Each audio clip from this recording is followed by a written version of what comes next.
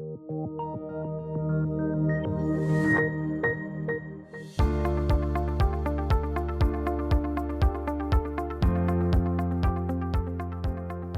to the C-Suite at the Open ESG edition. I'm Brooks Suman, Head of Company Services based in Calgary. Joining us today is André-Martin Bouchard, Global Director, Environment and Resources at WSP Global Inc. André, welcome. Thank you very much, Burke. Can you give us a brief overview of who WSP is? Absolutely. Thank you for having us, Burke. So WSP is a professional services firm. We have head office based in Montreal. We provide engineering services, environmental consulting services, advisory and project management services to public and private clients, and private clients from all sectors of the economy.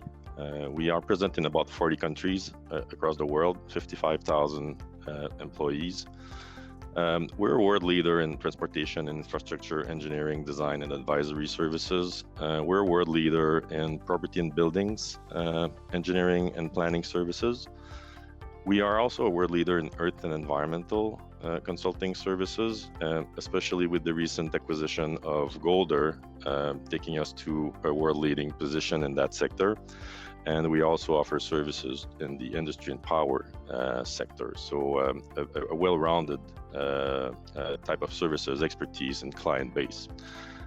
Just to touch on ESG, as this is the topic of today, we have ESG ingrained in our DNA. We've always had ESG ingrained in our DNA. It's been part of who we are. And it starts with our mission. And at WSP, our mission is to future-proof the world we live in, and it's to help our societies to thrive. So, every day our scientists and engineers are working hard at finding the best solutions for our clients. And in order to achieve our mission, we've put together the Future Ready program a few years ago, just to make sure that our people are bringing, solutions that are taking into consideration climate change and mega trends that we are seeing across the world, including technology shift and demographic shift. You have quite a global infrastructure footprint, and you are recognized as a sustainability leader in the professional services sector. Can you maybe speak to some of your major ESG accomplishments, including the Golder acquisition that you mentioned, and maybe how this impacts your ESG initiatives? And if you could touch on the details of your sustainability-linked credit facility, that'd be great.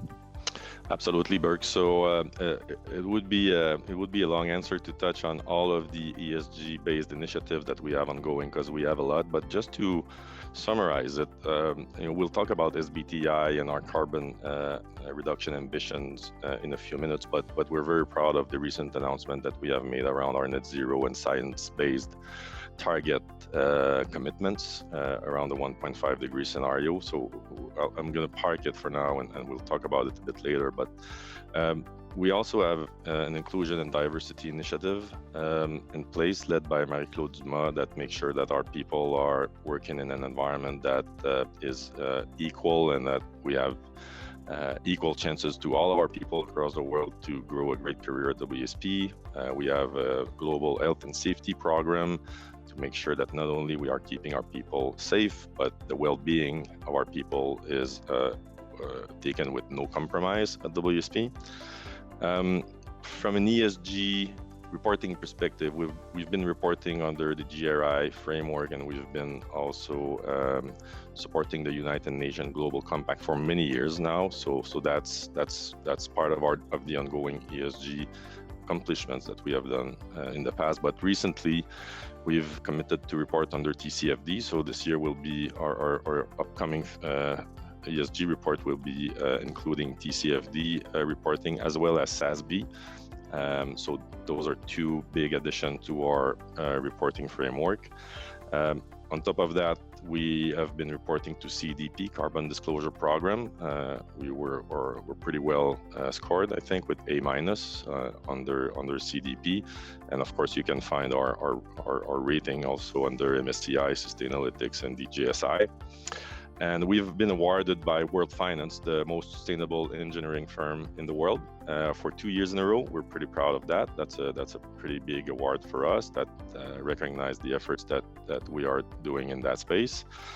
And finally, to touch on your last point, Burke, the sustainability-linked credit facility is something very innovative. I find we were the first firm to come up with such a product a year and a half ago.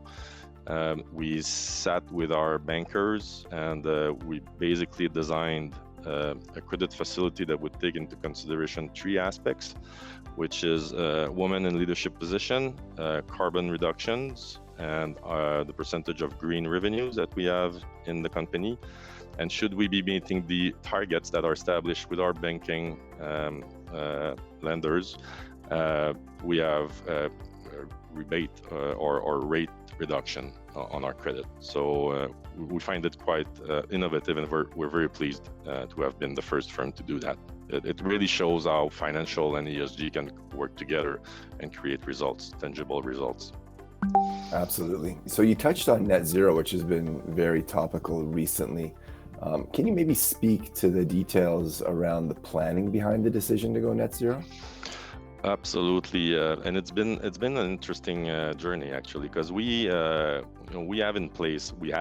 targets in place for many years, and when we did put these targets in place back in 2018, and rolled it out into our 3-year strategy in 2019, we thought we were at the leading edge of science at the time. But last year, given where climate science, was evolving towards, taking into consideration the Paris Agreement, we asked ourselves whether our ongoing targets were good enough, and were fitting, our ambition, from a firm's perspective, to be the best in class and to maintain the best ESG program in place. So, and we came to the conclusion that some adjustments and improvement were required, and we also came to the conclusion that we needed to take a science-based approach, and we approached independent body Science-Based Target Initiative from the US, and we've submitted to them our plan, which was certified by Science-Based Target Initiative a month ago. And basically what it says is that WSP commits to a reduction in scope 1 and 2 of 60% of our emissions by 2030. We are also committing our relevant scope 3 emissions to reduce by 30% again by 2030. All that into path for net zero by 2040. So we're pretty happy with that. We needed to modernize, what I call modernizing our ambitions around climate. We need to walk the talk. We have a number of climate experts at WSP. We offer these services to our clients. So it goes without saying that we need to remain at the leading edge of that space. And our carbon footprint is one thing, as a corporation, but we also realize that, the carbon footprint that's in relation with our advice and design is also an important part of it. So as we incorporate those targets, those science-based targets into our operations, we will also be looking at how we can minimize, the impact of our advice and design to our clients. It's from everything we're talking about, it's very evident that ESG is ingrained in the culture at WSP. I think this is also supported by your 2019 initiative to assign board-level responsibility for sustainability to the chair of the Governance, Ethics, and Compensation Committee, and also defining a global sustainability sponsor role. Can you speak to what the board-level responsibility entails, and maybe tell us about what it means to have a global sustainability sponsor? Yeah, well, I find it pretty difficult in life to achieve something when you don't have a clear governance in place, and it is no different with ESG.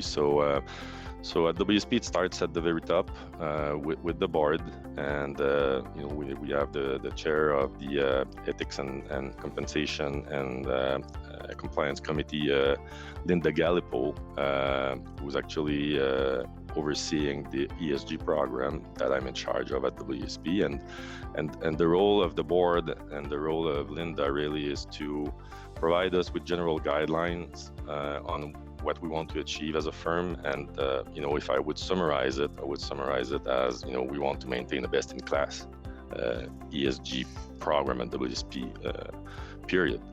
But we also work closely with the board and with Linda to make sure that the actions that we are taking, the strategy that we are putting in place to achieve just that, is in line with our short-term and longer-term priorities. So that's very helpful to have the support of the board. But also, our CEO Alexandre Lheureux is very supportive, and more than supportive.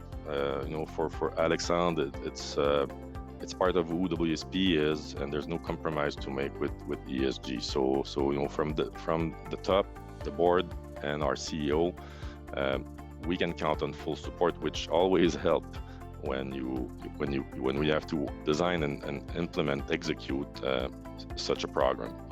As far as I'm concerned, from my role as a global ESG sponsor and director, first of all, I must say I work with a fantastic team of experts. We can count on great climate experts at WSP, but also ESG strategists that I have the pleasure of working with. So that's a great